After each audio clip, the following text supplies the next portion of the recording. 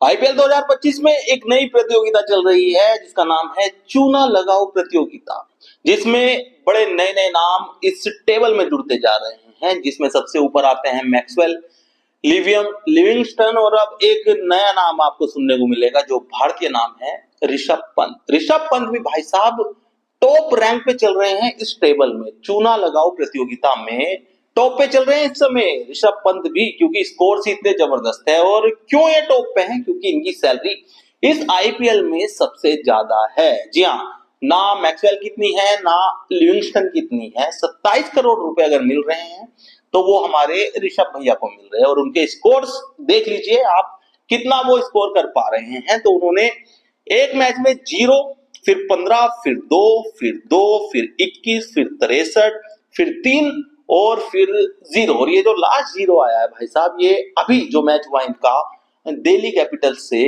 उसके खिलाफ 0 आया, जिसमें ये 7वें नंबर पे बैटिंग करने आए हैं।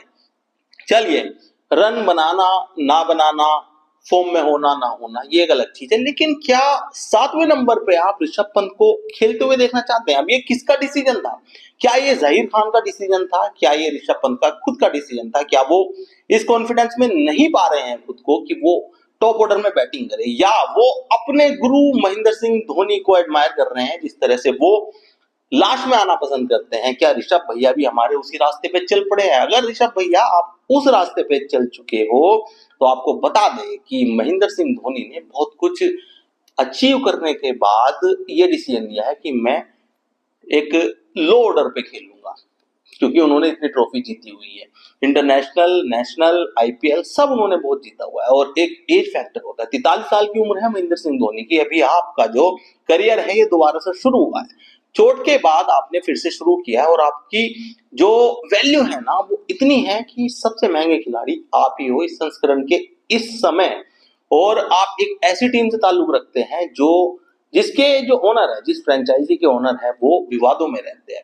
केएल राहुल के साथ जो उनका विवाद रहा है, और केएल राहुल का एलएसजी को छोड़ने का जो शायद रीजन रहा है, वो बहुत बड़ा रीजन संजीव गोयनका साहब थे। और उसी पद चिन्हों पे शायद अब आप भी खड़े हो जाएंगे जाके कि महेंद्र सिंह धोनी के पद चिन्हों पे अगर आप चल रहे हैं तो संजीव गोयनका साहब से आपको एप्रिसिएशन नहीं मिलेगा। आप युवा हैं, आपको अभी बहुत कुछ करना है, और आपके स्कोर्स इतने घटिया रहे हैं इस आईपीएल में, सिर्फ एक 63 रन की पारी अगर आपकी छोड़ दें तो बिल्कुल भी जस्टिफाइड नहीं है। बिल्कुल भी 27 करोड़ के खिलाड़ी ये लग ही नहीं रहे हैं।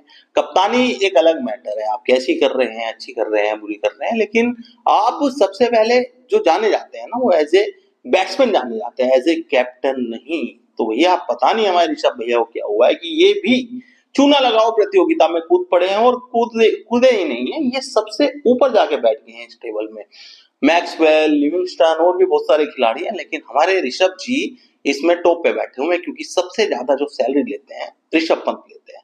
तो आप क्या राय रखते हैं कि क्या इस आईपीएल में ऋषभ पंत की जो ये स्थिति चल रही है इसका जिम्मेदार कौन हो सकता है? क्या इन्होंने गलत टीम चुनी है? क्या इनके फ्रेंचाइजी ओनर उस तरह के नहीं है जिस तरह के होने चाहिए? अपनी राय में कमेंट करके जरूर बताएं, और इस चैनल को सब्सक्राइब और फॉलो करना ना भूलें।